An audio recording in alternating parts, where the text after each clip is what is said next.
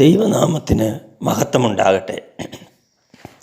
പ്രിയമുള്ളവരെ, നിങ്ങൾ ഇപ്പോൾ സ്വർഗത്തിൽ ആണോ നരകത്തിലാണോ എന്നറിയാൻ ചെറിയ ഒരു കാര്യം മാത്രമേ അറിയണ്ടൂ. ദൈവം സ്നേഹമാകുന്നു. സ്നേഹത്തിൽ വസിക്കുന്നവൻ ദൈവത്തിൽ വസിക്കുന്നു. അങ്ങനെയെങ്കിൽ വെറുപ്പെന്താണ്? വെറുപ്പ് പിശാചാണ്.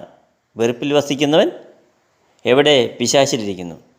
നിങ്ങൾ ഈ ലോകത്തിൽ എല്ലാവരോടും സ്നേഹത്തിലാണ് ഇരിക്കുന്നതെങ്കിൽ നിങ്ങൾ ദൈവത്തോട് ചേർന്നാണ്. നിങ്ങൾ വെറുപ്പിലാണെങ്കിൽ നിങ്ങളുടെ കാര്യം പോക്കാണ്. നിങ്ങൾ നരകത്തിലാണ്. ഈശോ പറഞ്ഞു, അല്പം പുളിപ്പ് മുഴുവൻ മാവിനെയും പുളിപ്പിക്കും, അല്പം തിന്മ മുഴുവൻ നന്മയെയും നശിപ്പിക്കും. അതിനാൽ 10 കൽപ്പന 2 ചുരുക്കി ദൈവം സ്നേഹത്തിന് 2 കൽപ്പനയാക്കി. ദൈവത്തെ സ്നേഹിക്കുക, അയൽക്കാരനെ സ്നേഹിക്കുക. ഇതിലെല്ലാ നിയമവും പ്രവാചകന്മാരും അടങ്ങിയിരിക്കുന്നു. അതുകൊണ്ട് സ്നേഹിക്കുക. ദൈവം സ്നേഹമാണ്. ദൈവം നിങ്ങളെല്ലാവരെയും സമൃദ്ധമായി അനുഗ്രഹിക്കട്ടെ.